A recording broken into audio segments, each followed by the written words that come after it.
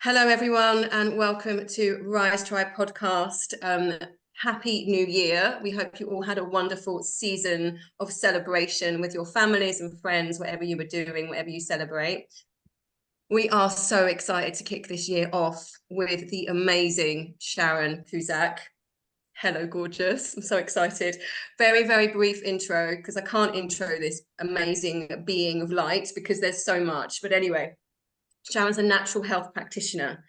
And we were chatting the other day about this chat that we're going to have. And she realized that actually it's been nearly 5 decades of a healing journey for Sharon. And my goodness, she has so much to share.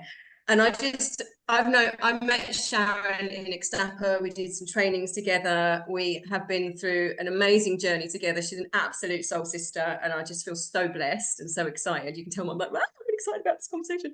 But I was just like thinking as we were sat here talking, like there's 5 words which actually really coincide with my core values that I think about when I think of you, and I just wanted to express them: resilience, tenacity, passion, truth, and authenticity. That's what I get from you. And they are actually all in my top core values. So maybe that's why we get on so freaking well. So Sharon is just here to share Sharon, which is amazing. And I cannot wait for this conversation. Kirsty, do you have anything to add, my darling? I think that's so beautiful that the words that you represent with Sharon, if that's the right word, are your values. I mean, Yeah. that is like a glove fitting perfectly into a hand, isn't it? So wow. And oh, Sharon, it's just so lovely to actually finally virtually meet you, because obviously I've been following your and Sam's journey together and seeing you doing lives and on the other show that you used to do. And so it's just really a privilege to sit down with you and just hear about this 5 decades of healing. Wow, the experience and wisdom I'm sure you have within you, we can all learn so much from. So I'm just really excited to just learn and grow and hear your journey and what you've got planned for moving forward as well. So thanks for being here. Wow, what a guest to kick off the new year with. Thank you. So cool.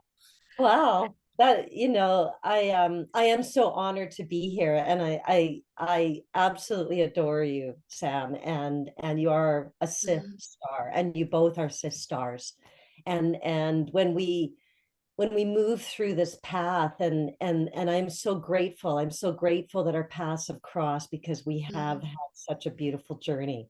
And I look forward to all of this, and the tenacity and the truth and the integrity, and those are such beautiful words. It brings tears to my eyes. And I some days I say, I reconnected with God, and in the channel of light, in that divine essence that we all so own, because God isn't outside of us, it's within us. And as I go through this journey, sometimes I say to him, like, what do you want from me? Like, holy moly, like, can you just put on another challenge? Like, really? Like, hello? And then it's okay. Then it's okay. I have my little, tantrum. And then I move forward. It's moving forward, because he doesn't give us anything that we can't handle. And this 5 decades, and it was funny because I was kind of writing my biography, and I was like, it's so difficult to try to put into words as far as what it is that you bring to the table. And then I realized it was like 4 decades, and I realized, holy moly, I'm getting into 5, because I'm going to be 62 this year, and now I'm 5. It's going to be 5, and it started when I was really started when I was 13, and then realize how important it is for us to share these stories. And I didn't want to share many of them over this past period of time, where I really dove in deep to try to shed the traumas and all that emotional component associated with all of these blocks of challenges that have been placed in front of me. And until I could really remove aside the emotions and the poor me, and the any kind of victimization associated with the anger and any of these things that have come about, the disappointments, the the shame and the guilt and all of these things that keep us trapped in this pattern of behavior, and it really just dims our light. And Sharon, can I ask, sorry to interrupt, but like I've got a daughter who's 13, and that's such a young age to start a healing journey. What was it that got you onto healing? Because if I spoke to my daughter about healing, she'd be looking at me like, got 10 heads. Yeah. Even though, I do what I do, it would still be such a foreign thing to her. So what was it that got you into or got you down the road of healing at such a young age? Well, what happened, thank you, Kirsty, for asking that. When I was 13, it was September before my grade 9 year of school. And we have this Labor Day weekend, and it's a long weekend. And then school was going to start on the Tuesday. So the Monday was the holiday. Well, the Friday night, my brother was getting married. So I'm the youngest of 8 children. And my second oldest brother was getting married. So it was the first big wedding in the family. And that Friday night before the wedding, I had my one and only appendix attack.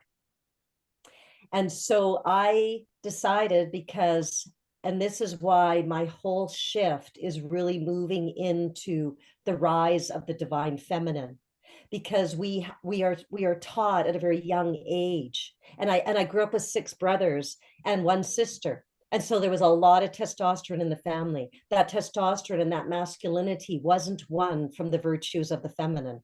It wasn't coming from caring, kindness, compassion, empathy, and sympathy. It was one of teasing and not protecting and not feeling secure, not rising, the little gooby girl that, just needed to feel that her brothers protected her.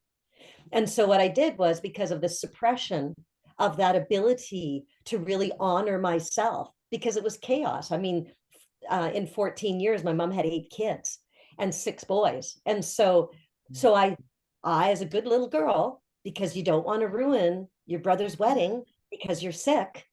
And I threw up all night on the Friday night, and I waited because I didn't want to disturb anything. I waited for 4 days before I went. But I couldn't even walk by the time that my father took me into the hospital, because I was like, oh no, I'm okay, I'm okay, and just suffer in silence, because I had this ability to manage that level of pain at such a young age, because there was so much pain that had already been instilled in me right from birth.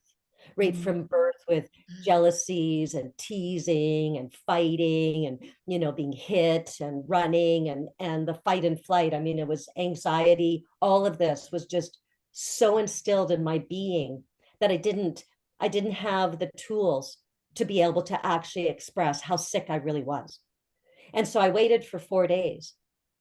And then the 4th day, the Monday morning, so we have Friday night, Saturday night, Sunday. I mean, I went to the gift opening, sat there. I couldn't eat anything. The only thing I could keep down was black tea for whatever reason. That was it. So when I was in the hospital, they rushed me into emergency surgery, and my appendix had ruptured and it was rotting in my stomach. Wow. That could have killed you. Yes, I was hours away from hours.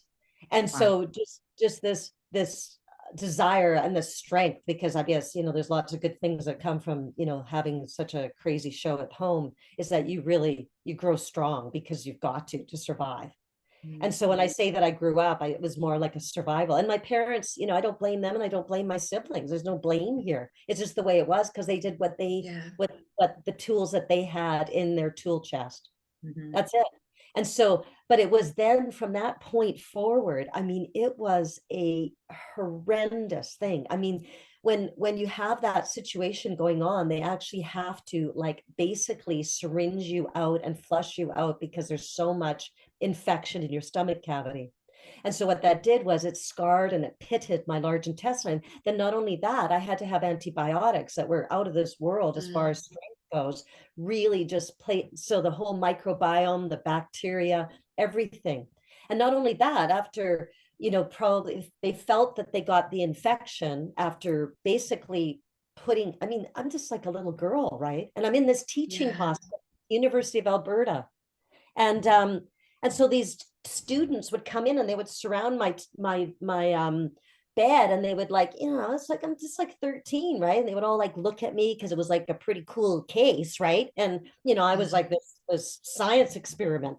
And so finally I, had enough nerve to say to my dad, Dad, I don't feel good about like 10 or 12, student interns coming in here and like checking me all out. So then they decide to close me up.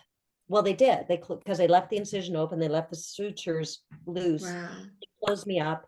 Within 24 hours, I had a fever of 105, and my entire stomach cavity filled full of infection.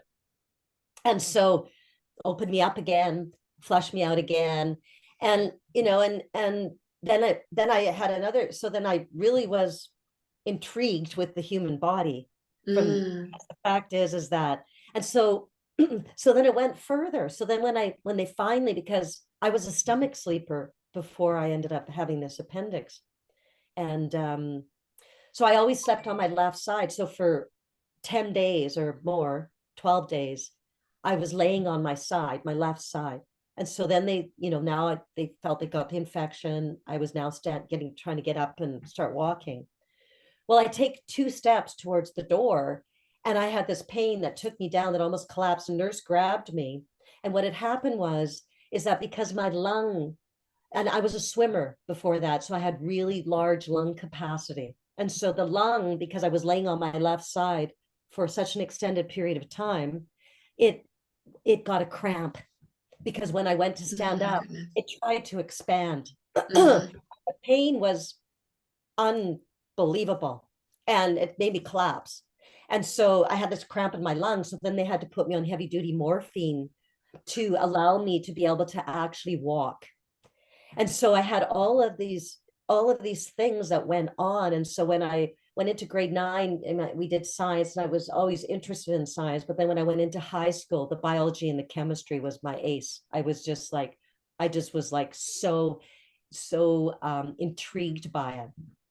And there was lots of other things that went on prior to that, because I was, anyways, there was all kinds of things that also that were affected me before that age of 13, because I was a bedwetter, and I was a bedwetter because I shared a room with a sister that didn't care for me from the age of 3. And so I had such emotional turmoil. So I wet the bed till I was 11, and they decided when I was 11 that the way they were going to solve this issue was stretch my bladder. So they put me into the hospital, and they stretched my bladder. So Sharon, I would go as far as saying that that was abusive, actually. Yeah. So there was the appendix, with your family situation. Yes. It feels like there was a lot of pain and trauma and other stuff going on. Yes. Which you then just said was actually helped you deal with this. It created it, but also helped you deal with it at the same time. Yeah. I can't believe they stretched your bladder. Anyway, did after your operations, I mean, what is that? It's just insane. But after your operations and all that, were you then supported at home, or did you then have to continue fending for yourself? Like, what was the deal after your recovery from the appendix operations? Well, basically I got out of the hospital. I think I was home for 2 days, and then off to school I went, right? And so never really given the tools to really deal with the trauma. I mean, it was trauma, right? Absolutely. I mean, not really. And my father felt so guilty, because I mean, he almost lost his baby girl, right? And I think it bothered him more than anything. And everybody else just went on with their lives. Like, it was just like, okay, my mom's like got all these kids, everybody's like running around, and all I suppose in that day as well, Sharon, like the word trauma, because I'm just thinking about sort of, like my mum and dad, when they, they're older than you, but that word didn't even come up, even when I was sort of a kid. The word trauma, it was just not used. And so I suppose in that day, it was like, right, okay, you're out of hospital, you've got your antibiotics, right, soldier on, off you go, let's get back into life, you know. So there was no dealing, no thoughts of, you know, like trauma that you had gone through. It's just like, right, life carries on, off you go. Yeah, exactly. Because it's more of a And what survival situation. Everybody's just busy doing their things because Yeah. nobody is being in the moment. Nobody is saying, you know what, little girl. And that's what happens with our society. And that's what goes on is these little girls aren't, and these little boys, I mean, they're being traumatized, and the parents don't know that they are. And so then they don't have the tools to deal with it. So it just gets embedded and embedded. And when Sam and I went on our explant journey together, I could not believe the trauma that came out. It was just like, I had nightmares for like 5 days, like nightmares. And my little girl came out and cried. She cried and cried. Well, And it it's was like, interesting, isn't it? Because ripped apart my masculine, my feminine, just left me raw to all of this stuff. And it was like everything just came through, and it just went, and I didn't, and it just, all the blocks just kind of fit together. It was like, it just went like this. And it was like, I get it. I get it. I get exactly what went on. I get it. Holy moly. So would you say it was almost like PTSD going through this? Because, you know, there's a book called The Body Holds a Score. You know, for anybody that this is kind of new to, any trauma or, you know, big T, little t, that isn't dealt with, it's held within the body. And, you know, that's when later on, you know, people trigger you and you don't know why, and all this emotion comes up. So I can't remember what my question was, but that was it. You know, so when you were going through, you know, the Explant, and you were having all this healing done on you, was it almost like PTSD? You were reliving what sort of was going on for you there, Sharon? Like reliving the trauma or seeing it at a different angle? Well, you know, that's a very good question. And I feel very strongly about the fact that if I wouldn't have done the work that I had done before we ended up going to Guadalajara, beautiful Sam and I, and going on this journey together of having our breast implants taken out, if I wouldn't have done, I probably would have relived all of the emotion associated with it. Yeah. What it was such a release of just letting myself be, letting that little girl, and allowing her to cry, and recognize the fact that that little girl was never allowed to be a little girl because the fact of what I was born into. I was born into jealousy. My sister was jealous of me right from the get-go. She, you know, there was such a huge amount. And I, you know, and here I am, just this little bebop, BB, because that's what I am right from the get-go. I didn't even know she was jealous of me until we were 21 years old. I was 21 years old. I thought that that's what sisters' relationships were. And she was 26 years old, and she'd had drinks, and she decided the truth serum was going to come up. Oh, you're so much this than me. You're so much that than me. You're so much this than me. And I was like, oh my gosh. And I was like, what do I do? Like, I was just, all I was trying to be was nice to her and just be like, nice, like, yeah. And it's like, and so that was kind of like my life, you know, in regards to jealousy, because jealousy hit me hard with, you know, a group of girls when I was like 14. And, you know, and, you know, you can have these blessings of beautiful looks and things like that. But I mean, it could be the biggest curse. And that's one of the biggest curse. I mean, there's this book called Reviving Ophelia, an old book that's not even in print anymore. And it talks about the fact that, you know, that we want to try to fit in. And so we do anything in our power to try to fit in. And it has nothing to do with you fitting in. It has to do with what everybody else's program is being run. So if we learn to love ourselves unconditionally, somebody gave me the tools so I could manage this environment. But all I was trying to do was be accepted by this group of people called my birth family. And I couldn't get accepted by them. So how was I even going to accept myself and be accepted throughout? So then I had this real thing that became very instilled in me as far as rejection goes. And so it was like, and that's what, when we recognize that when we're not, if you're in the zone when you have a child, and for your 13-year-old daughter, So I would imagine that she's probably absolutely beautiful on many levels. And so when you're just in that, kind of normal world. So if you stand out over here or you stand out over here, then you now stand out. And if you don't have the tools to be able to stand within, stand out, then you suffer. And then you try to create techniques, and then it fails because it all comes down to self-love. Yeah, absolutely. And yeah, almost become a chameleon, who I'm with, can I adapt to just fit into that environment? And then in a different environment, can I adapt to, and then you lose a sense of who you are and a sense of self. And yeah, you just don't know where you belong then, do you? And I think in a family environment that you yourself went through, you were never given that opportunity to be yourself from the start. Yeah. So your whole journey,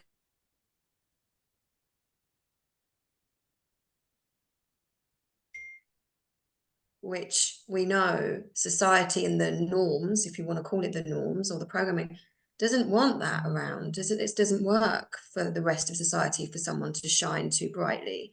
So we're constantly fitting into that. And the rise of the feminine that's massively happening, which Sharon, you're leading the way with incredibly, is all about that. But it's also the rise of the sacred masculine. But the feminine is having to step in and step up to allow the sacred masculine to come through. I mean, that's a whole nother massive conversation. But I see from many of our conversations that we've had that that's definitely a path. And I've just got a couple of questions. I'm going to backtrack a little bit. You said about being like super interested in biology and the sciences and everything to do with the body, which came from your hardship of what you went through. So already at that age. Yeah.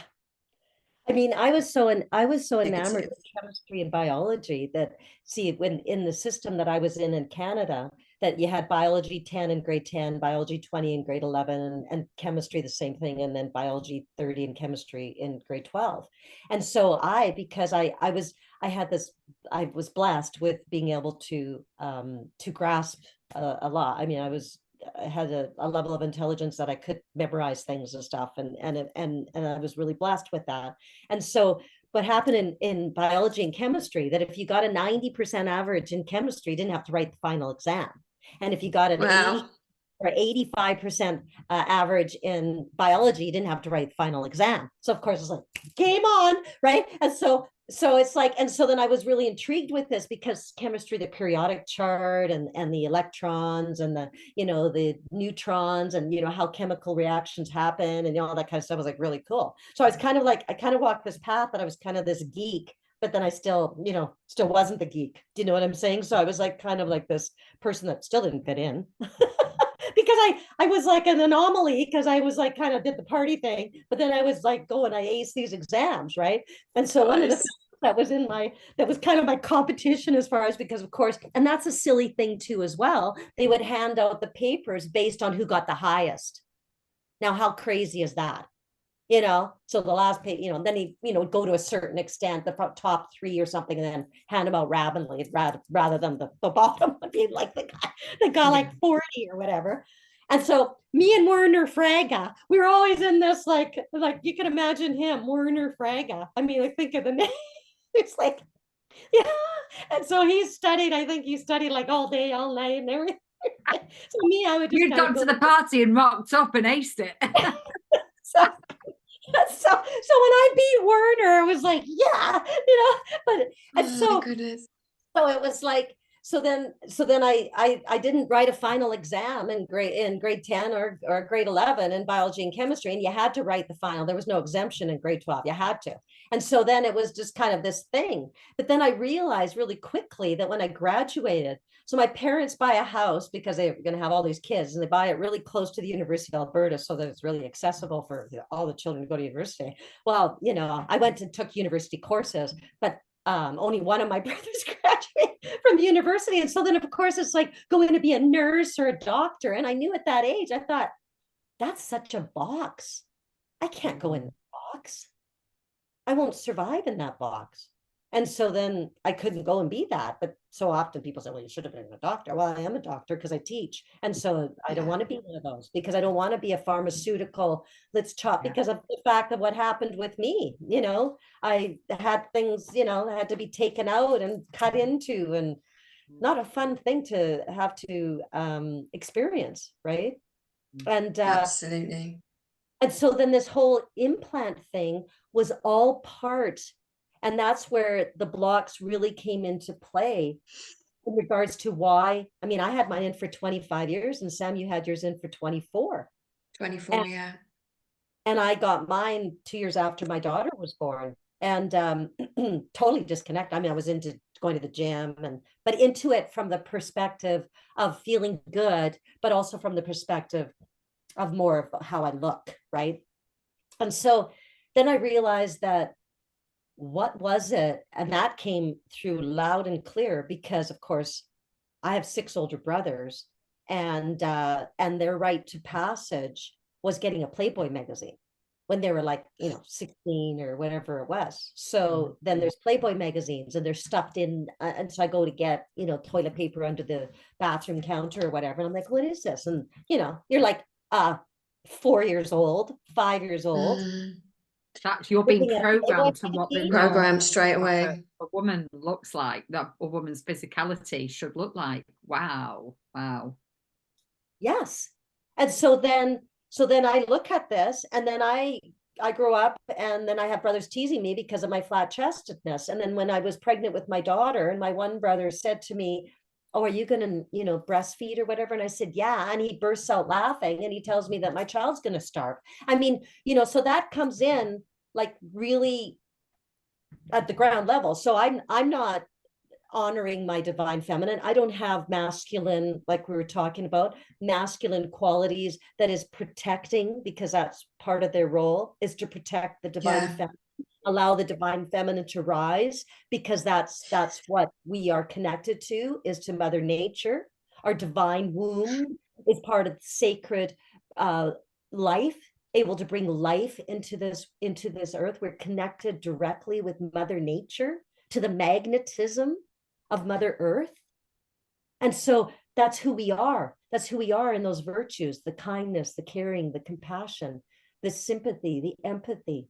And that is what I did not receive from this testosterone-ridden, egotistical, am I a boobs or butt man? And it wasn't their fault. And it wasn't my parents' fault. It's just what it was. It is what it is. And so then and that whole component that came together was really like the aha. It was like, okay, you know what? Because I was just like, I just disconnected. How come I disconnected? I disconnected because I didn't honor my divine feminine being. Well, I'm beautiful because I am a woman, and I'm beautiful because that's who I am. And that is what I honored. And that is what God gave me, as this beautiful ability to connect with children and be able to have this most sacred region, my life force energy. And many women, they go and they get all chopped up because they don't like what they look like. Well, how about what you feel like? How about what you love like? How about what you're honored and respected for? And that's it as well, Sharon. You're the example for your daughters and, other people, that you are their first port of contact of a role model. And obviously, as they get older, they start to expand their influence on who has that influence on them.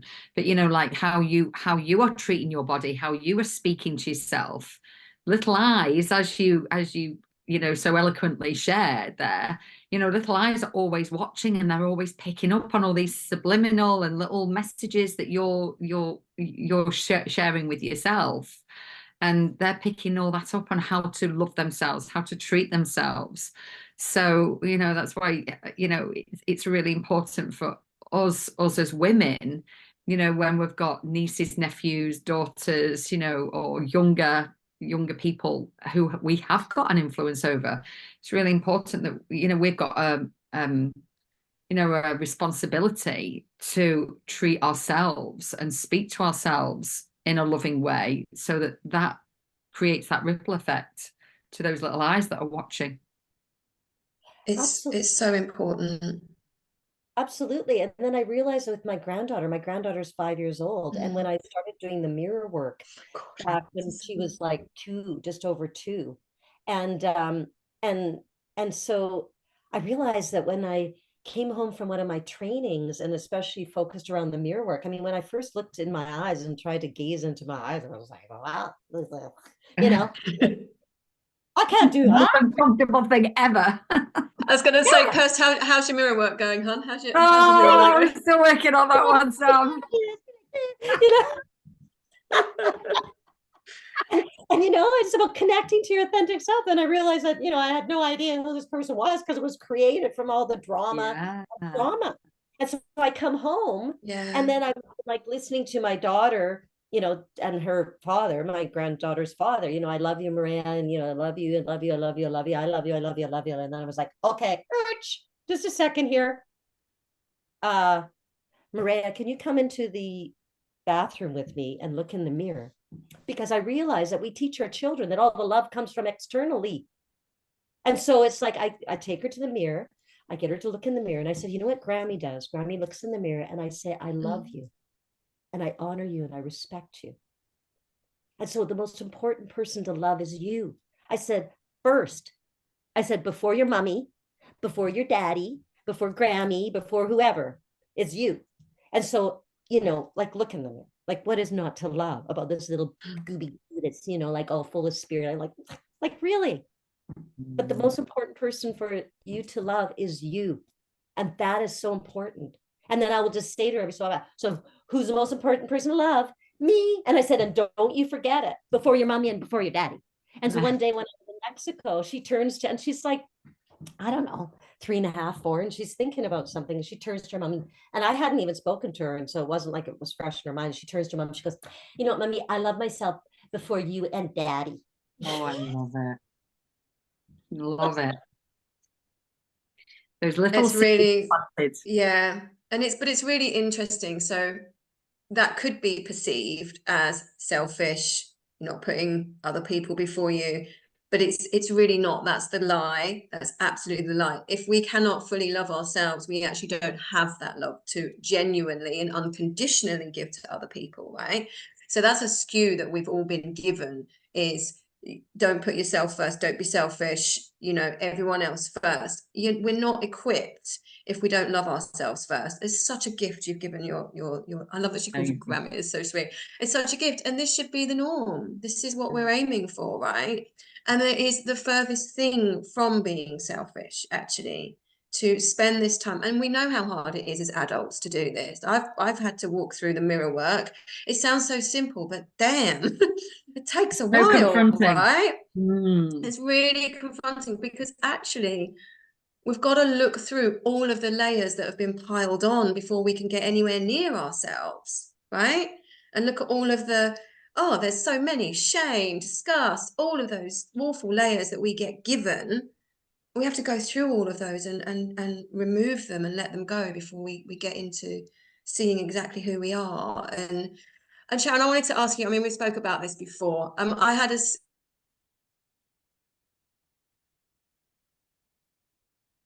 Oh, did she freeze?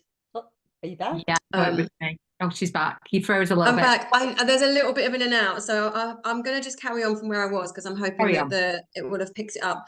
And so the teasing for me came from uncles, which was interesting. Older, I was a child; they were grown, and also girlfriends teased me about the size of my breast. I was called Sam No Chest, Charlie No Chest, Sam Two Backs, all sorts of crazy things and similar stuff about not being able to, you know, breastfeed, or orange pips for boobs, all of this weird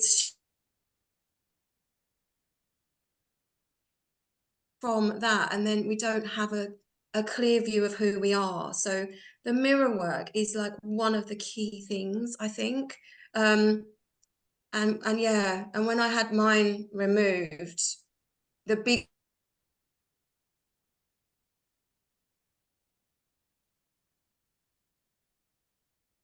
and feeling touch that deeply was like, wow, I've not felt that on my body for 24 years. It's just so incredible. So Sharon, if you want to share a little bit more about your Explant.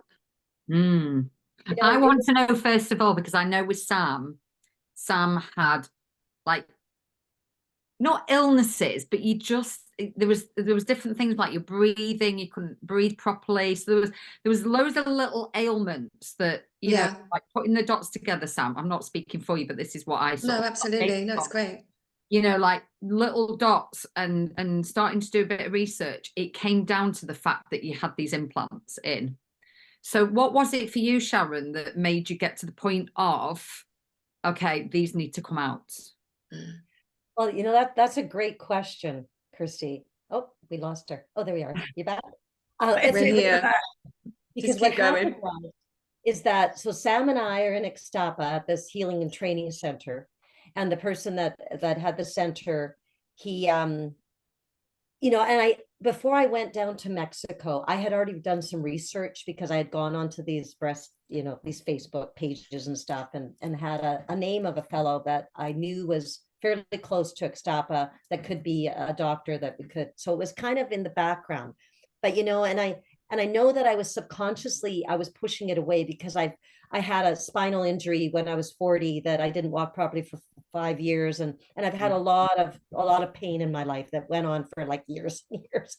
And so subconsciously I knew that I was pushing it away because of the fact that I didn't want to go through the pain. And I didn't really, like, it didn't come to the forefront that that's what it was, but I realized later that that's why I was, you know, kind of like, you know, you're on this health journey and then you make up these stories that it's okay because you're living this anti-inflammatory lifestyle, you're eating really well, and you get your emotions all figured out, and you're taking all these beautiful nutraceuticals, and you got it going on. But the reality is that you can't tell the body that, hey, these are okay to be in there, because they shouldn't be. And so when we were down in Mexico, he ended up getting in the training center. There was a bone density machine that came into play. And so when I was 40, or before I turned 40, because I got the implants in when I was 33, but before I turned 40, my mom was diagnosed with osteopenia. So we are all in this line of, you know, genetics as far as disease go. Well, now we realize that it's epigenetics and it has nothing to do with it. So then I started getting bone density scans at that time, and my bones were thinning.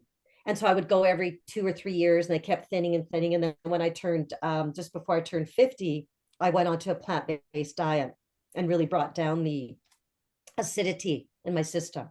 And then it leveled off. So I wasn't losing any more bone density. And so then I just thought, okay, I'm good. And so I never ended up getting another bone density scan. So this bone density scan machine comes into play. And so I thought, okay, you know, there you go. I got this mastered, right? So I get this scan, and it's sitting there at minus 1.89, right at the cusp of osteopenia and osteoporosis. And I'm like, what? You know? And so it's like, so Sam goes zipping by one day, and I said to her, I said, Sam, because I knew she had implants in for pretty much the same amount of time as myself. And I said, Sam, I said, what's your bone density scan like? And she goes, not good. And I was like, bingo, bango, bongo. Here we are going to do this training. Inflammation creates acidity. The body needs to be at a homeostatic level of slightly alkaline at all times.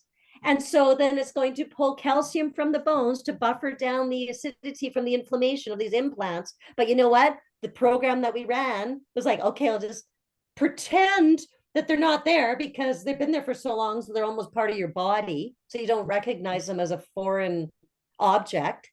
And so then I was like, those babies.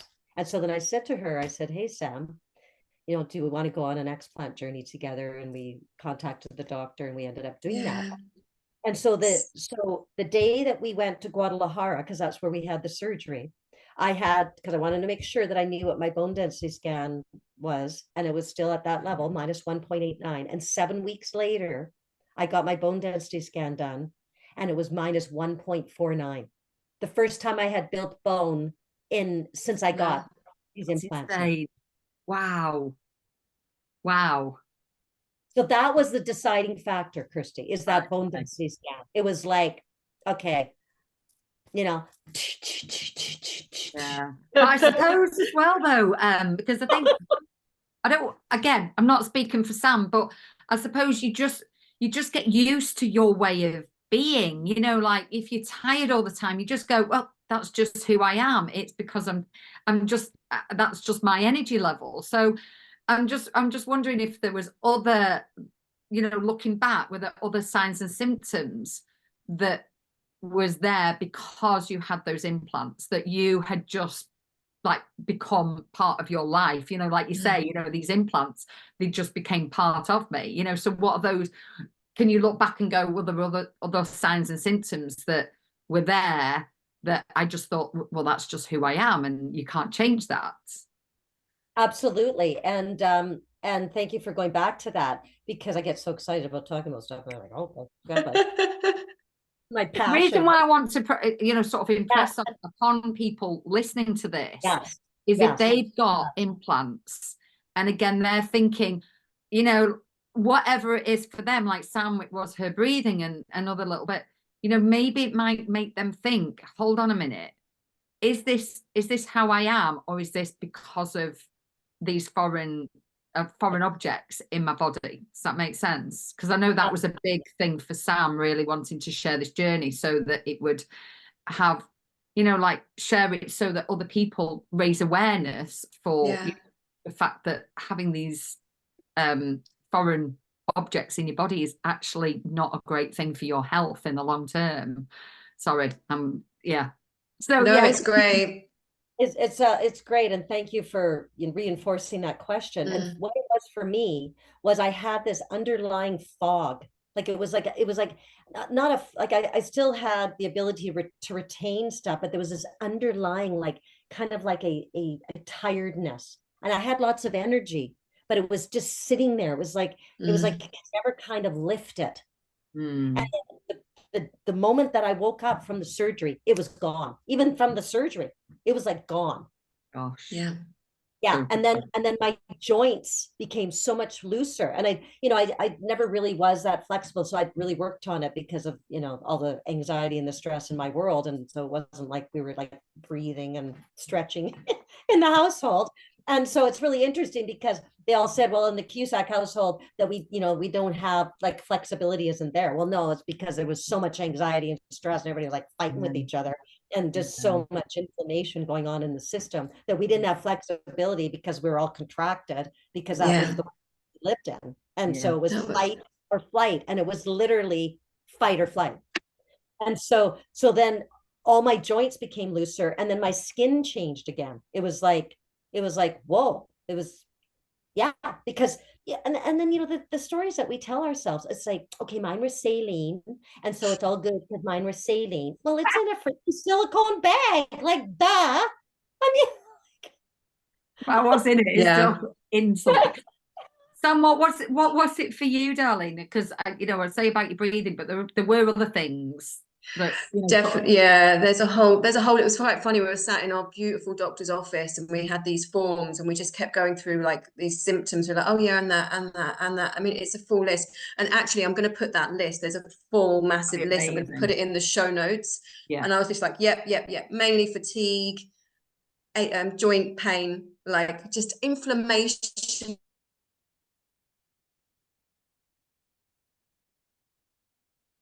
After they came out, I was like, and I can breathe quite well because I teach Pilates, right? So I've been working on that for a really long time. But that initial first breath, I was like, the space was just off the scale. But I think the one of the biggest, the fog, all of those things, but one of the biggest ones for me was the internal itching, like an insane itching, mainly in my abdomen, which I'd suffered from for years.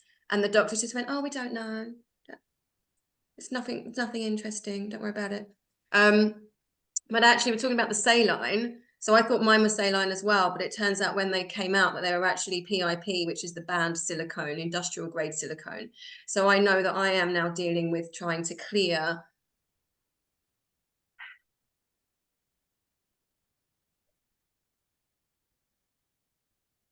leaking, but not a major problem, to it being industrial silicone. So yeah, very different. But Sharon, like you, the same, the tools that we've learned is the only way that we didn't just walk through it, we giggled through the whole thing. It was amazing. It was just incredible. And just such a so different journey between the two of us, because in many respects, because Sam's was under the skin and mine was under the muscle. Mm. And yeah, it took totally 15 different. months for my last hole to close. Yeah. Sharon's journey, and this is all of those words. This is exactly what it is, honestly. And actually, I was thinking when you were talking about all of the side effects you had from that initial appendix operation with all the antibiotics and everything that you had to go through. And Sharon walked through this without any pharmaceuticals. Most people, the majority of people, would have crumbled under the pressure and under the pain and under everything that Sharon had to walk through with her experience. Not a single pharmaceutical after that operation. No. The only pharmaceuticals we both had was in the operation. We had nothing before and nothing afterwards. But Sharon's journey with that was absolutely incredible. Really, really amazing. Well, thank you, love. And you know, and I decided to do that because I didn't want any more inflammation, and I wanted to be able to connect to any of the emotions. I didn't want to be fogged out and I had no idea. Honestly, I had no it was going to be what it was. And I would do it all the same way again. If I was to, you know, go back, and I would handle it exactly the same way again. And I would, you know, maybe have a little bit more support from the standpoint of the person that was, but anyways, that's another story. So, and I have more tools associated with what could have been more helpful, more beneficial with the journey as far as the recovery goes. And really grasp as far as what the food would be more like and things. And because I had no idea it was going to be to the extent of what it was, because I'm tough, I'm strong, I've been through stuff. Blah, blah, blah. Well, I mean, this is your chest. You know, this is the rhythms of our life. This is our heart. And these are our lungs. Those are the only two rhythms of our life. And when we really recognize how powerful we are from the energetic beings that we are, and we reside within that is our life force energy. And so I chose to go that route.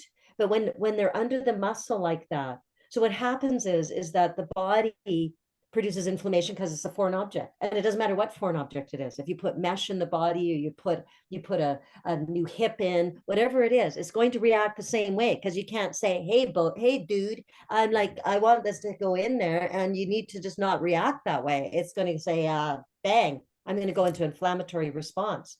And that inflammatory response, so all muscle fiber is all striated, tendons and ligaments, all connective tissue is got striation in it. And so what happens is that you put those implants under the pectoral muscles. So you're going to make them sticky because now there's inflammation, but you're going to start building in lactic and uric acid because the body's going to try to wall it off. And so then, but you also have the trauma, because now you've gone in and you've traumatized the muscles. And so they're inflamed. So they get all sticky and they start sticking together. Then you've got fibrins that go in, and you have scar tissue that starts intertwining itself and embedding it into the pectoral muscle. So beautiful Dr. Buenrostro, I said, get as much scar tissue, because the body produces fat to store toxins. That's the first stage of storage shed. And for women, the next storage shed, when you can't produce fat fast enough, is the breast, because that's fatty tissue. And then the next storage shed, as far as percentage of toxicity load, is scar tissue. And so there's a lot of toxins in scar tissue because very dense and it absorbs it. And so I said, try to get as much scar tissue as you possibly can. And he said that I'll do that. And I'll try not to take any muscle, because you don't want him to start chopping out the pectoral muscle. And so he diligently cauterized and cut as much as he could of, and we have images of that, of the scar tissue from the pectoral muscle. So that's the one side. So now the other side, so my pectoral muscles were like, they were really cut up and really traumatized. And then the other side, now you have the ribs. So the body produces pulls calcium from the bones to buffer down the acidity from inflammation. So the encapsulated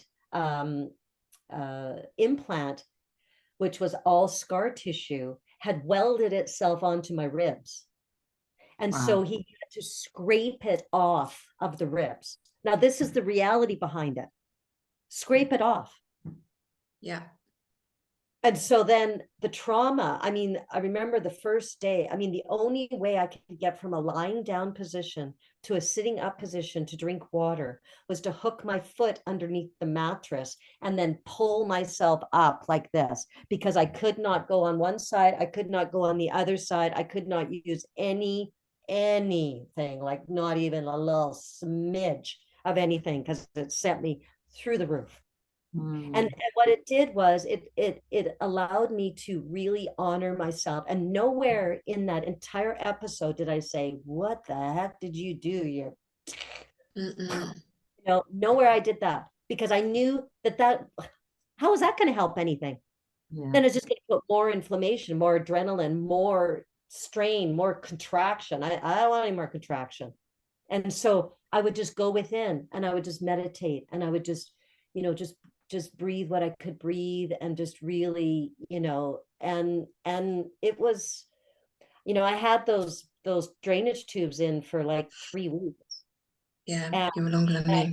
a doctor of post-surgery care, because I have these beautiful doctors in Mexico. Oh my God. I went 14 times, because she pushed blood clots out and pushed this like goopy yellow crap out. Like, it's just like, oh my God, I couldn't imagine somebody going through that without living the lifestyle that I lived. Like, holy moly, you have to be on so many drugs and just disconnect from it all and just lay there and just moan and groan and just, you know. It's incredible. And I think what I really love about this is your choice, and your knowing that this was emotional as well as physical. And if you were not gonna go in and feel it, you weren't going to clear all of that emotional trauma that had accumulated from childhood. That was an actual decision you made. That was not, it literally was a decision. It was absolutely phenomenal to witness. And yeah, Sharon had her tubes in at least 2 weeks more than me. I've got to find that picture of, I think it's a video.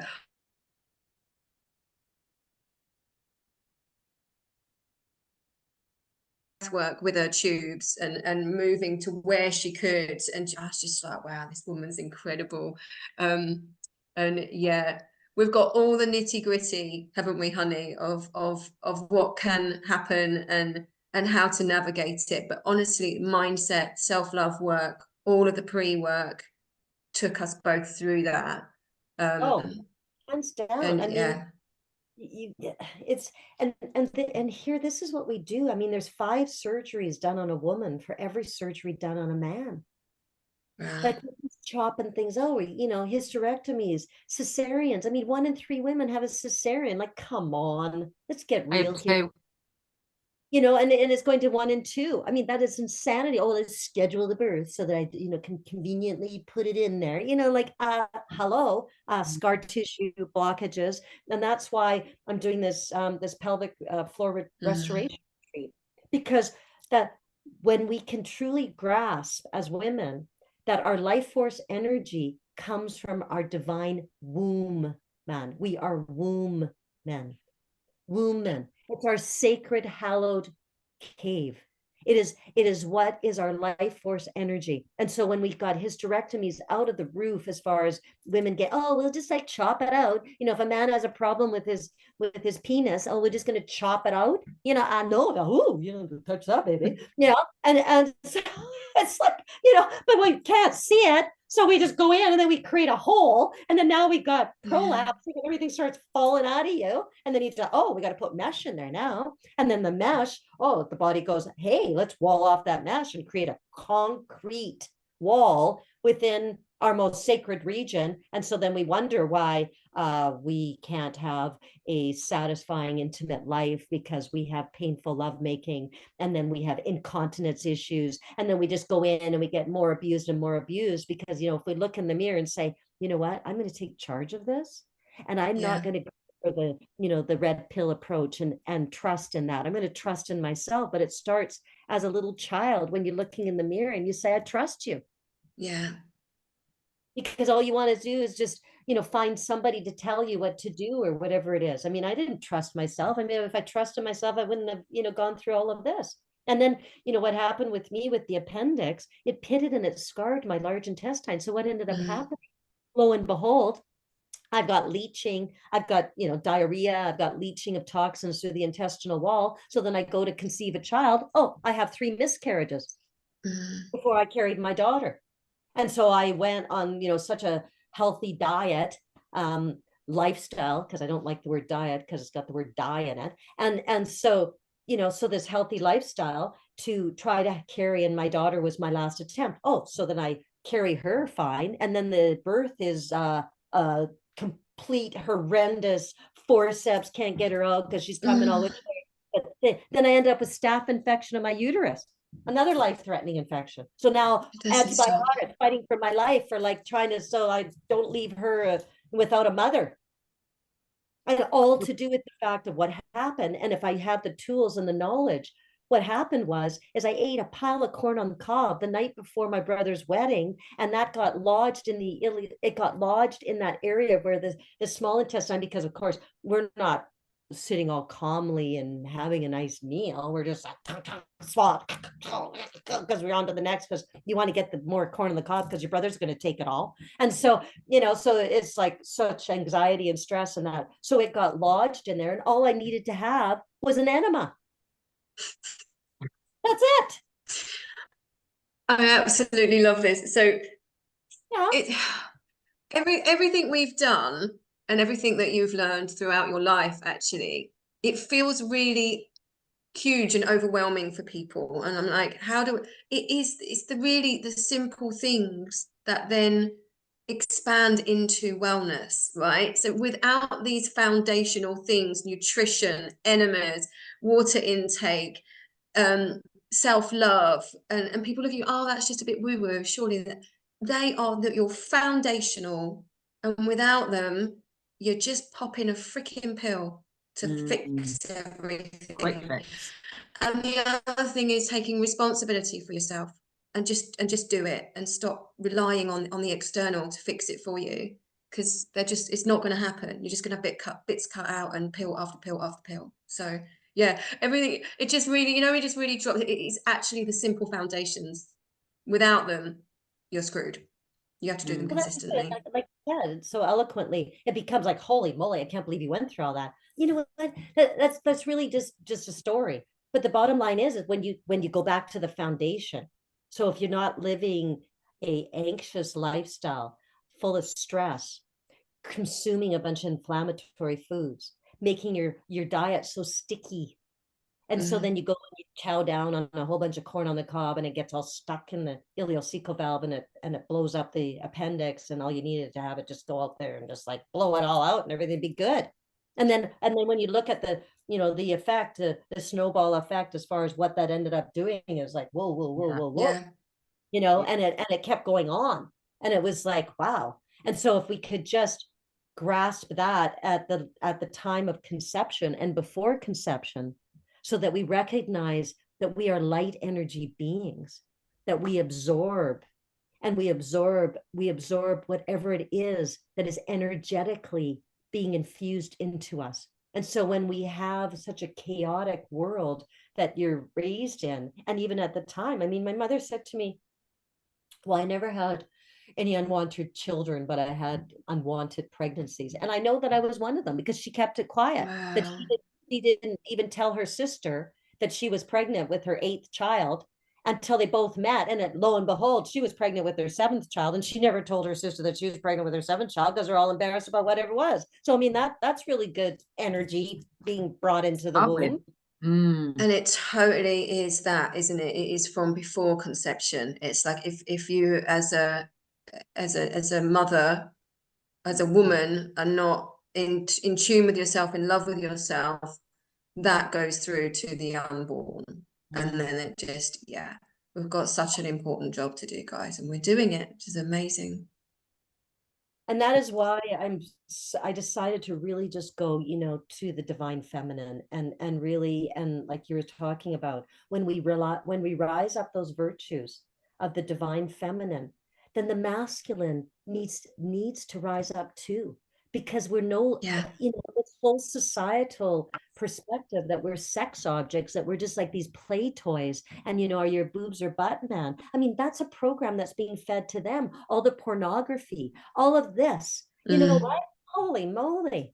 And so, and I don't blame them either. And so then it's like they don't even know what it's like to be a man, or and then they, I don't want to be like a female. I don't want to like get, let's rise up those virtues so that you can have compassion, Yeah. and you can have empathy, and you can hold your woman, and you can say, you know what, it's all good. I'm here to make you feel secure in who you are.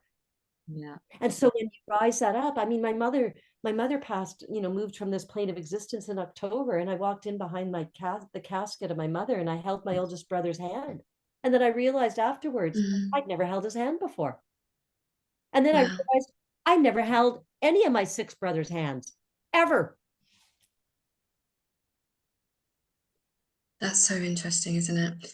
Oh, we've got such a big conversation to have about the sacred masculine and Oh my feminine as well. goodness, I'm gonna that's have the to next come, time. Can't wait. gonna have to come back. Mm. There's only one little, this has been such an awesome conversation,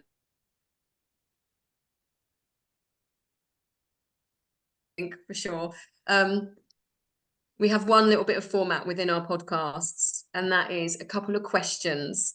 So I'm going to kick this, and I love what you're talking about Rise, because we're called Rise Tribe. We're all about collaboration, bringing like-minded people together, and let's rise it up. Okay, so our 4 pillars for Rise, I'm going to ask you. So our first one is revitalize. What does revitalize mean to you? To me? Mm. Oh, me. Yeah. Oh, well. It means to go within and really recognize the magnetism and the magnitude of what we have as far as the power from revitalize that sacred being.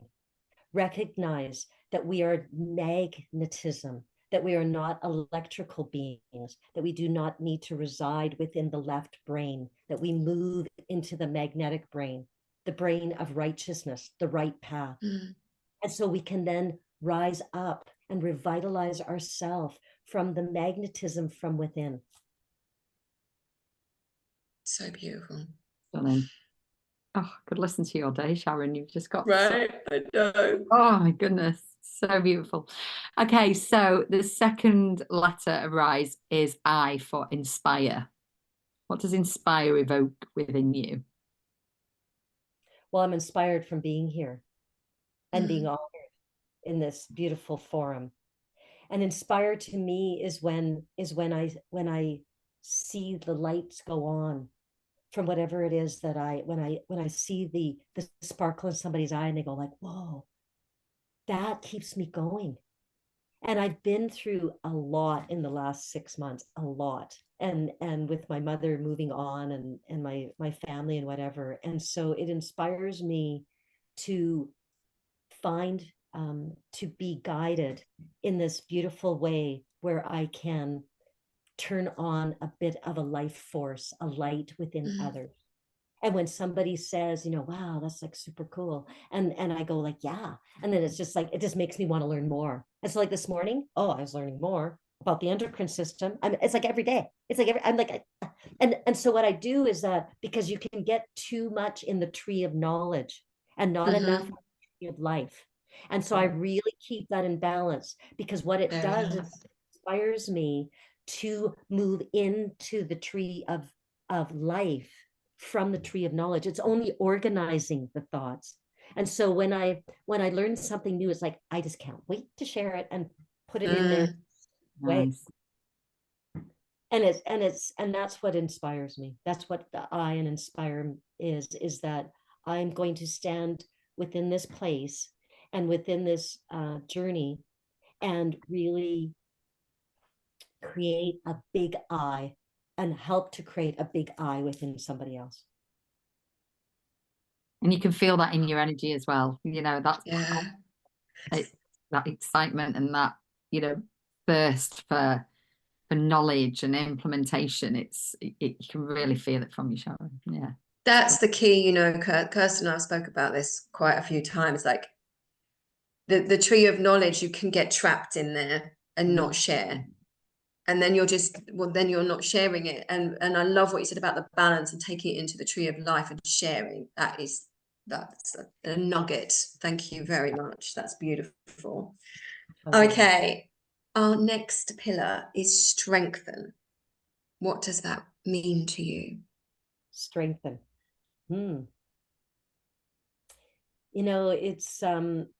It's to become an observer of when challenges are being put into our path. And whereas the old Sharon and the person and I learned very quickly when I had my spinal injury is that if I stayed in the victim mode, that I was just going to be trapped within that.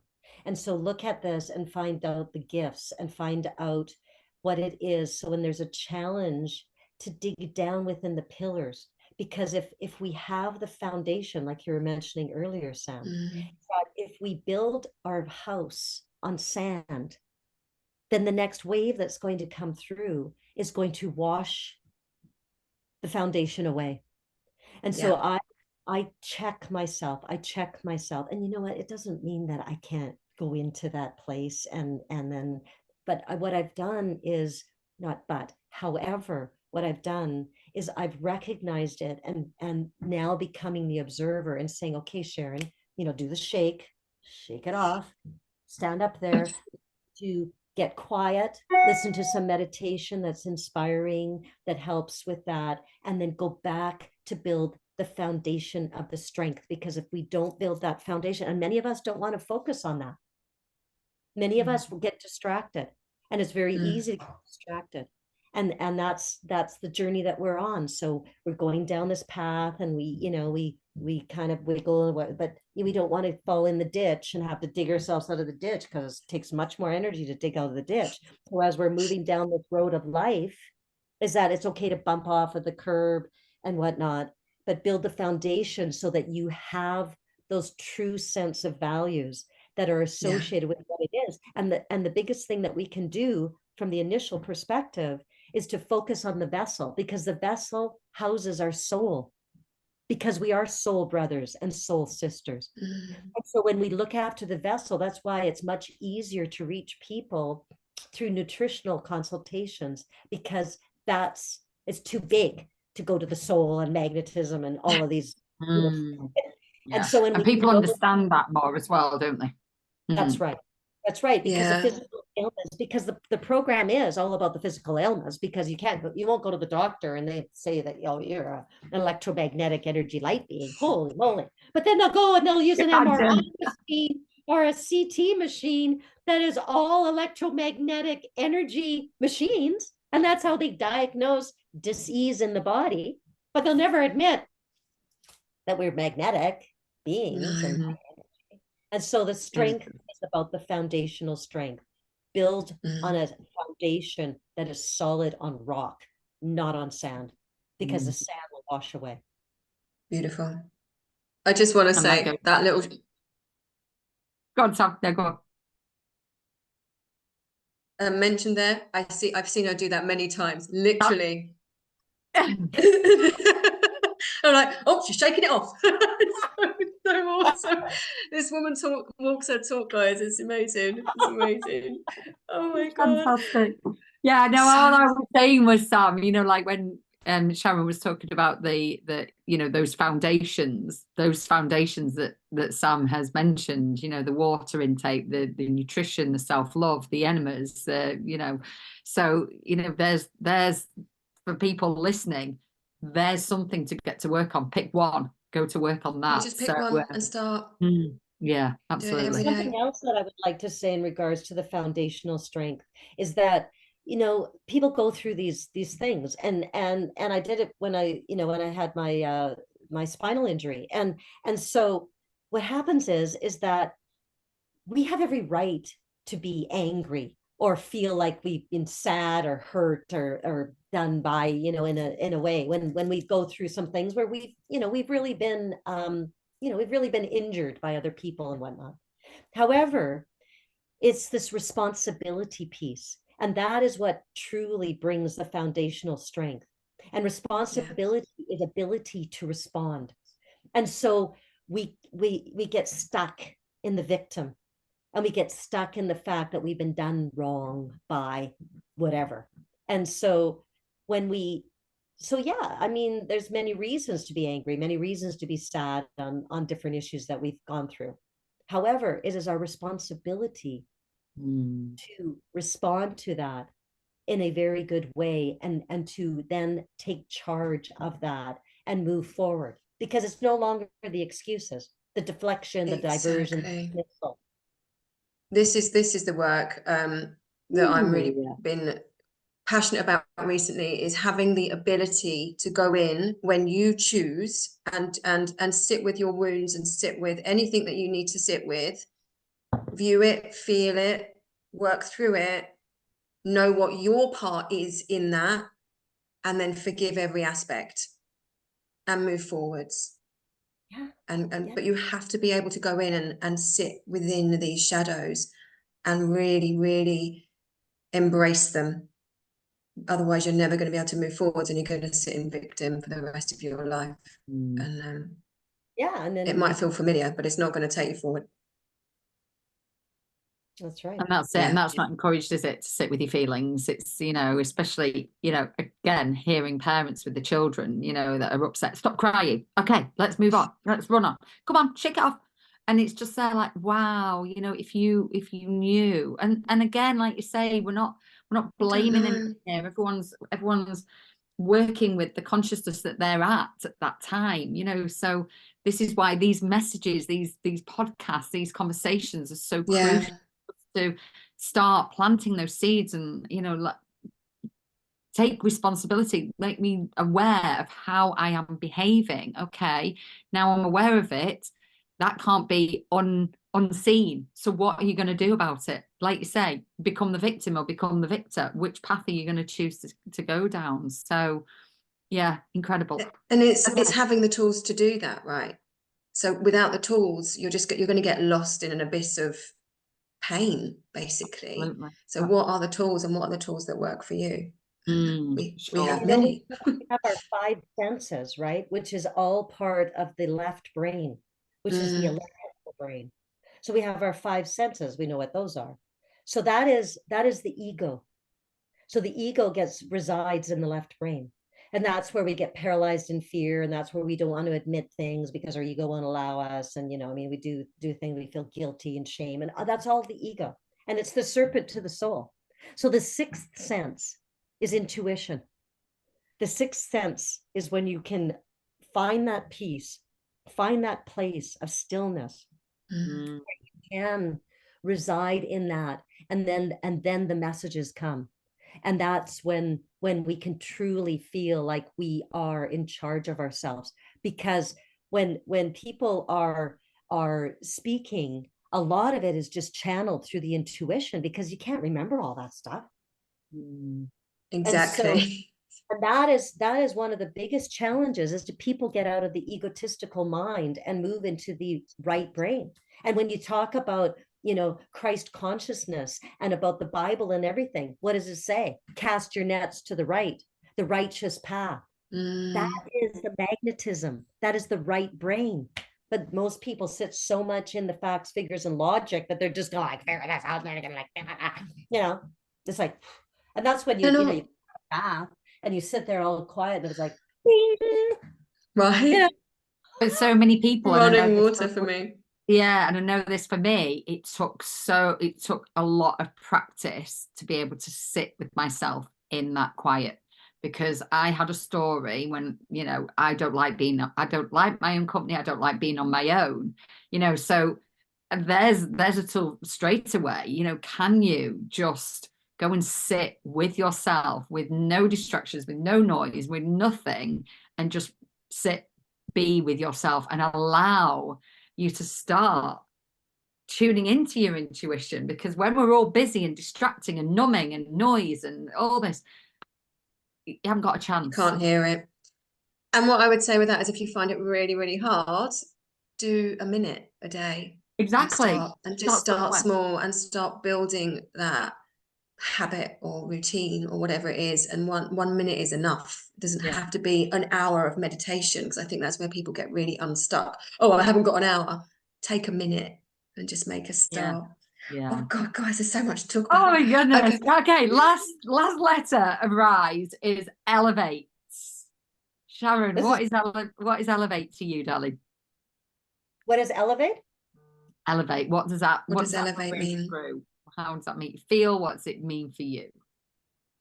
Well, elevate is when I do sit in that place of stillness.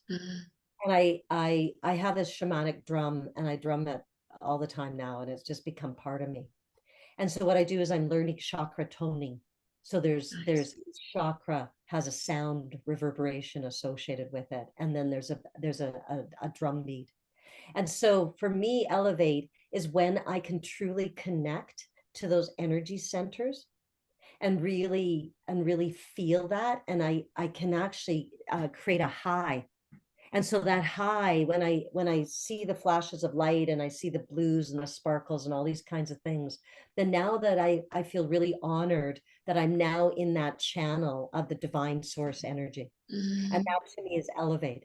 And when I can stay within that zone and keep elevating myself, then I have the energy to emit that, because we're magnetism, and the heart emits energy, and we emit the energy. So then I can keep my magnetism, my energy up. So then people that I come into contact with and have beautiful discussions like this can feel it.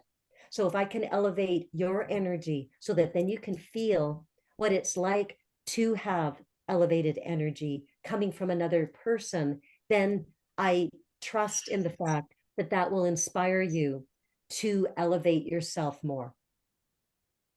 Wow. And you certainly do. Your Absolutely. your energy is yes, it's just all expansive and limitless. It's beautiful. Beautiful. It's so And that's wonderful. the thing, isn't it? Never underestimate the impact that you can have on another individual, both from a low vibrational point, but also from a high vibrational point. So again, it's taking responsibility for, right, okay, am I feeling good? Going back to that self-love, do I love myself? And then that energy can ripple out there to the people that you connect with. And that's the perfect example of self-love not being selfish. It's actually the most selfless thing we can do. Because if we are operating from a high vibration and of magnetism, then it just extends outwards and does light other people up. So that, in a nutshell, is everything that we're talking about. Oh my goodness. Sharon, can we just... Yeah. And not be afraid. And not be afraid. And we become less afraid the more we do this. I'll just I'll just go do things. I'll just grab my drum and like. It's fabulous. I love it. I love it. Don't like me. It doesn't really matter. I like me, but I used to embrace all the quirkiness. Exactly. And the uniqueness and the quirkiness is the most beautiful bits, as far as I'm concerned. That's I'm only attracted to quirky, unique people. So it's beautiful. Sharon, what are you up to? I'm aware of the time, but can we briefly talk about a little bit about what you've got coming up in 24? Wow. Okay. So so I decided that really the shift to the divine feminine. So coming up in just outside of Zihuatanejo, I'm holding this pelvic floor restoration retreat in celebrating womanhood. And that is being held from January 22nd, 23rd, and 24th. And I decided to put it together because it kind of fell in my lap, this retreat set up where it's right on the beach of Playa Blanca, 15 minutes from the Zihuatanejo airport in beautiful Mexico. And so I have that coming up, and we're teaching it. I'm co-hosting that with Irina Harvey, who has been part of the Vim Build world for about 8 years, really focusing on that divine vaginal canal, about revitalizing, regenerating, rejuvenating, and really connecting with the traumas so we can shed those layers. Because how many of us have had really powerful, honored sexual relationships, or sexual or sensuality within ourselves? I mean, then you bring in religion and it becomes all skewed and we can't even touch ourselves there, but somebody else can. And it's like, we're really become disconnected. And so that, to me, because that's our life force energy. And when we can truly tap in to rejuvenating and revitalizing that root chakra and the sacral chakra, and then, I mean, we are connected to Mother Earth, and Mother Earth's magnetism comes up through the chakra system, through those magnetic vortexes that start moving. I mean, we hear all about, the pineal gland. I want to decalcify my pineal gland. Well, energy rises. Yeah. So, I mean, it's pretty hard to get that baby moving and shaking when you're not moving and shaking in the core. It's really, that's so key. Everyone really focuses on the up here and the connection to source, and it's like, you need to get down there, people. We need to clear that first, actually, and connect to the earth. I've worked with both Sharon and Irina on pelvic floor restoration.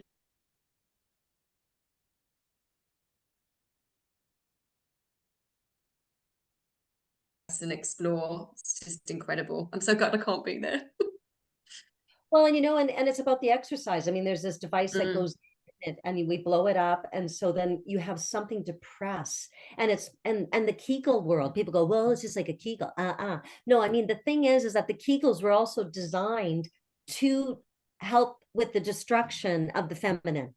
Because the bottom line is, and I witnessed it with my own birth, and I witnessed it with my daughter's first childbirth, that the Kegels end up really constricting the opening. Yeah. So we're like, so then, so what happens is the baby comes down the vaginal canal and can't get out through the opening. So then what do you do? Yeah. An episiotomy. So let's cut again into a woman, create scar tissue, because you've now increased the strength of the sphincter, but nothing with the vaginal canal, because we don't even know what that feels like. So we go up in the first floor, second floor, all the way to the uterus neck, and really revitalize that area and reverse things like prolapsing, incontinence, painful lovemaking. Encourage women to take these courses before they get pregnant, so that then they have a vaginal canal that is really able to have a non-traumatic birth, even as far as going to an orgasmic birth. I mean, wouldn't that be 45 minutes, start to finish, fire that baby out of there, and not have all these, like, blocks and what do you call that thing? With amazing.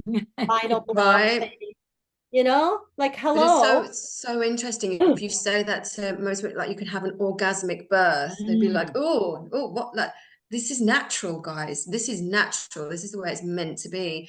This device is actually amazing. I have one, and I did some training with Irina, and so I'm a Pilates teacher, and I was very, very proud of my pelvic floor until I did that course. I'm like, oh Christ, it's a bit wonky.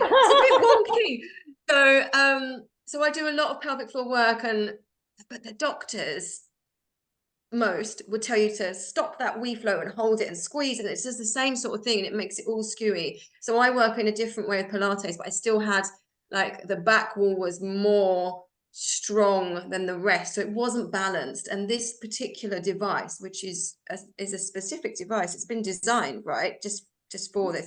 It's amazing, and it really does. It revolutionized my pelvic floor work, so it's just amazing. And then just to connect to that, to feel it. I mean, there's so much inflammation going on there, inflammatory from the mind and everything. I mean, how many times have we been in a intimate relationship, and we've, the man wants to have intimacy, and you're like, okay, and you just like, this isn't honoring ourselves at all. And women are having, painful lovemaking, because it feels like you're being ripped apart within that, because there's so much contraction, there's so much inflammation. And then there's, there's all of these layers that go on, and, menopause and fibroids, and so much. And then you go in there, and, So the bottom line is prolapsing is where the organs start falling out because the connective tissues have become so weakened and so rotten because of the lack of circulation and spewing of infection in through the large intestine wall, that then this so-called doctor decides, oh, we're going to put a hammock in there of surgical mesh to pull it up. Oh, but the trees are rotten. So you're going to sew that into tissue that is not stable and is really not and so then it's like putting a hammock on two rotten trees. And so then what's going to happen is that now you're going to have this like absolute disaster going on. And then the calcification goes in there and creates all this blockage. And then you wonder why, you end up with all of these issues, and you got hip issues, you have adhesions, you have all of these things that go on that is just not conducive. It's insane. What are you doing in the summer, babe? Do you want to come to the UK? What are you doing in the summer? We should do one of these courses in the UK. Yeah, no kidding. Right? Absolutely. Love to do that. It'd be so good. We'll talk about that. Let's do it. And so then what dates was that again? I'm also doing a bodywork course, an advanced bodywork in the restorative, the non-surgical. There's two lovely women that had taken some of the courses, but they want to go further because I really go further. Origin, the insertion, and from all the years of practice that I've had as far as treating. So I'm doing that. Is that a full course? Is that open to the public? It is. It's open to people that have already had some of the training in regards to the non-surgical, and it's actually, I'm going to do it 8 days. So I thought I would go through the fundamentals and cover what we can, because it's not so much about the treatments, it's about the technique and really understanding where the origin and the insertion, because so often that we had in the past, we're focusing on the elbow or focusing on the knee. Well, the knee bone is connected to the hip bone. The bone is connected to the backbone, and the backbone is connected to the scapula and the neck. Can you see you all together all singing that? This one in courses is hilarious, honestly. What dates is that happening, honey, and where? It's happening in Ixtapa, and I've got this beautiful place to hold it. And it starts on, I have 1 day off between the pelvic restoration. So it starts back to back. Nice. 22nd, 23rd, 24th. It's on the 26th of February. And I run it 4 days with 1 day off and then another 4 days. Amazing. So it's really about going deep into this region and really giving people the guidance so they can really feel the scar tissue, really feel the communication, which we know that was lacking in the training that we received. It's going deeper, and it's going into to make these treatments more effective. I mean, people are paying good money. And so what I want is that when you come in, I want you to really feel that you've had something done so that you can walk away with the best treatment that you possibly can. Yeah. That's what I'm training. So it's an advanced course. And then what I'm doing from there is I'm going to relax. And then really just keep focusing. Some people are saying, well, we do another course, the pelvic restoration in Mexico, the end of February. And I said, well, if you sign up, I'm going to be there till the end of February, possibly the beginning of March. I will hold another course. And so it's a matter of, if people sign up, I will stay and do another course, because it's so every single woman should do this course. And some people say, well, I don't have those issues of prolapsing or whatever. Oh, well, just you wait. You wait till you pop that little tool up there. Anyway. Yeah. So, and it's my website is the Doctress of Detox, DOCTRESS of Detox, DETOX. Fantastic. And we'll put all of that in the notes, hun, so people can find you, and I'll grab all the dates and everything from you. And then it's just doing lectures and workshops, just information, just getting it out there, because I do the nutritional consultations, the emotional consultations. I'll come and present. I mean, I'll go anywhere, because this is my passion. I mean, and people need to know this information so you can empower yourself. So if your child ends up with an appendix attack, you go in there and you do an enema, and then like all fixed up, like done, good, we're all good, everybody's cool. And then you look at the fact, well, what kind of diet are we like leading, and lifestyle. Yeah, exactly. Amazing.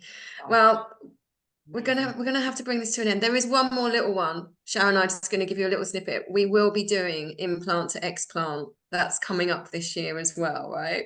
We're gonna have to do another show. That's amazing. That's well overdue, ladies. I know, we're super excited. So it'll be early summer. We'll be releasing a course. We'll do some online courses and some in-person stuff. So watch this space. We've got some stuff coming with that. But as we launch, we'll do another podcast and talk about that more. But yeah, we've been talking about this for so long. I can't wait to just hang out with you and share this stuff with the world. I mean, just shouting from the rooftops. Women do not need to suffer anymore. We do not need to do this. And let's just and you know, the collaboration within women. I mean, let's get together. I mean, there's been so much jealousy and you know, all this stuff that's gone on because they pit it against us too as well. I know. Watch all the films. It's all like that. Kids films. It's all collaboration, not competition. Nasty girls. Yeah, it's nasty girls. Yes. Yeah, absolutely. Well, we're here, linking arms, changing the world. Beautiful soul sisters. It's amazing. And you know, and in regard to what I'm willing to offer, because I love to share, because that's why I have a Telegram channel that's called Sharing Sharon. And if I get my act together, I could actually like do more sharing Sharon on it. But you will. And I love to share. And so I will share in any capacity. So if there's anybody that wants me on anything, I will come and speak. I'm all good with that, because if I can reduce the suffering for one individual from one thing that I've said, then that inspires me and it moves me forward, because I do not want people to suffer like I have. And if I could take this journey and help guide, and because I can't heal, I'm not a healer, I'm a guider. You can only heal yourself. That's right. Yeah, that's right. Absolutely. Well, Sharon, thank you for just sharing your heart, sharing your incredible, beautiful energy with us all. And I just know the people listening to this, I know for me anyway, and the people listening to this will get so much from this conversation. And go find Sharon's website, go find Sharing with Sharon on Telegram.